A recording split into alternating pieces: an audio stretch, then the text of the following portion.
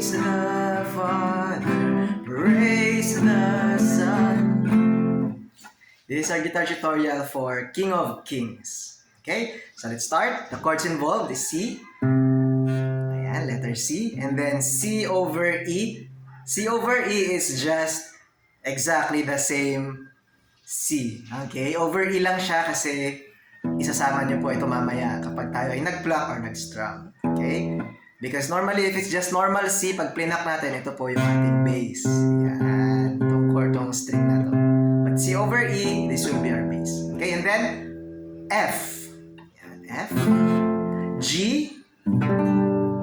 Okay. A minor 7. Alright. Then G sustained 4. So this is it. Yan. Third string. 6th string, 3rd fret, okay, and then 3rd fret, 1st string, and then this one. But this is an optional. To make it simple, you can just make it G as well, pero maganda rin pong may ganyan. Mamaya, we'll get through it. We'll try with G lang and with G sustained. Okay, so yun lang po yung chords involved, and we can play the whole song. Okay, so when it comes to the intro,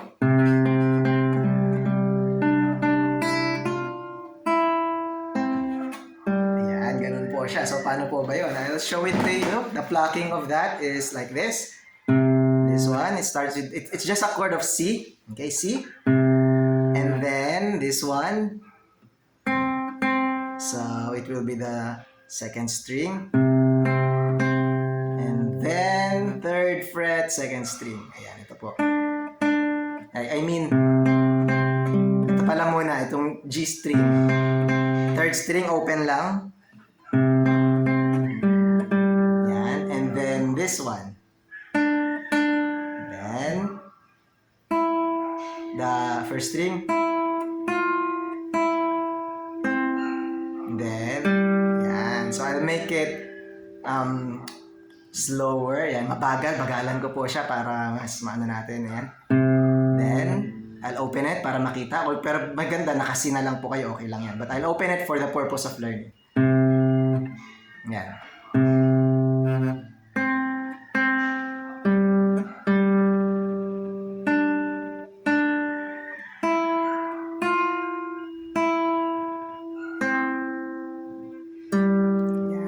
So, I'll do it.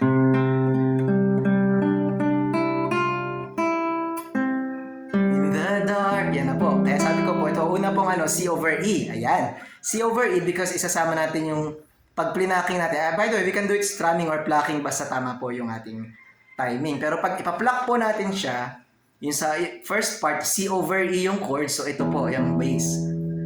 In the darkness we were waiting, then F. Okay, pag normal C lang siya, dito naman yung bass. Okay, in the darkness we were waiting. Although pasok pa din siya sa tune because they are on the same key. Okay? Pero mas maganda ay C over E natin. This one yung bass natin. Okay?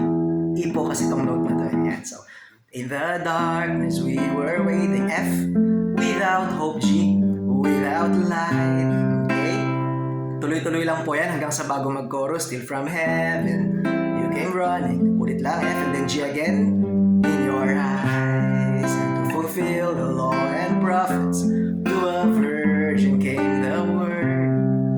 From the throne of endless glory. To a cradle in the dirt. Imbis na C, i-intro po natin siya. To a cradle in the dirt. Yan. Bago mag-chorus. Then, chorus. Praise the Father. C, F. Then F. Praise the Son. E minor. Praise the Spirit. And then, ito na po yan sabi ko, no, yung G sustained yan. Breathe. And then G. And 1. God, C, God of glory. F, majesty. A minor, praise for F. Ever the G, King of C, Kings. Intro po ulit.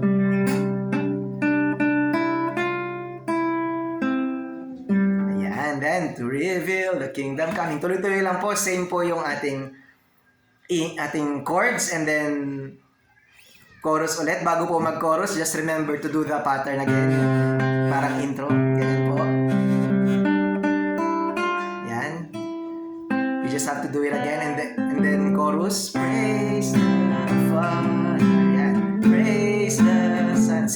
King. Okay? So yung sabi ko po kanina, pwede pong walang G sustain to make it simple. It's okay. You can just go to G. Okay? Praise the Spirit. G, okay lang po. 3 and 1. Yan. God of glory and majesty. Praise for F. G. Of King C. Yung last part po, ulitin po niya yung praise for, same chords naman po siya, A minor 7, praise for ever the King of Kings. Yan po. So that's the song for King of Kings, Guitar Tutorial. Alright, thank you so much for watching and God bless you.